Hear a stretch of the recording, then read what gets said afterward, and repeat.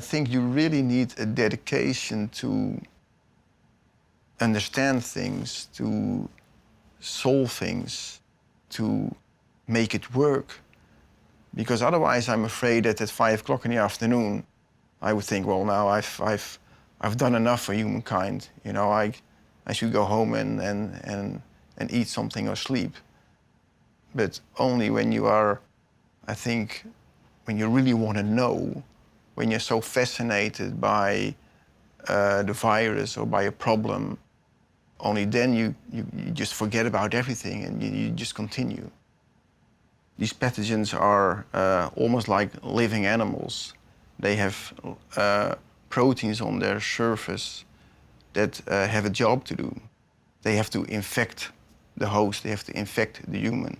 This monster, this very intricate protein, is responsible for fusion of the virus with the cell in your body. So this makes this virus so infectious. It is scary to think about a pandemic, right? It is scary to think about what happened and can happen again with Ebola. And that's one of the things that motivate me every day, right? To be part of a team that is trying to make the difference. We are striving, at least. The goal is we want to make a vaccine to prevent HIV, to prevent HIV infection, to prevent AIDS. We have people in different European countries, people in US and people in Africa and in Asia also collaborating with us. Hundreds and hundreds of people.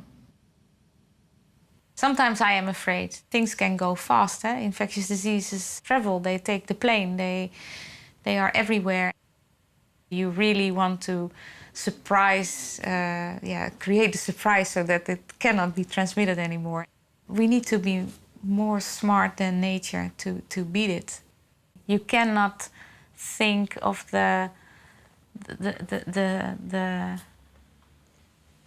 almost the people element in the diseases that you try to work on. If you have that constantly on your mind, you cannot focus on what you try to achieve. I will walk the extra mile, I will roll up my sleeves, I will do whatever it takes.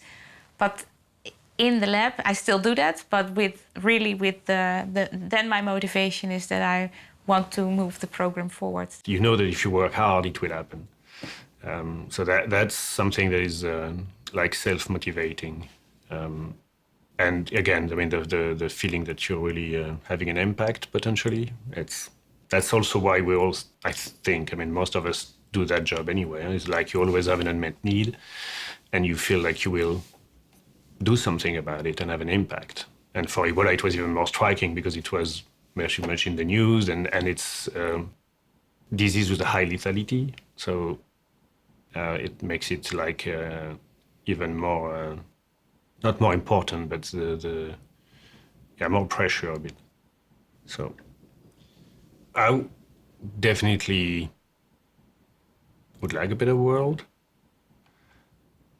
And I want to try to do something useful for it. So that's what I think. And I think it's also impacted by having kids.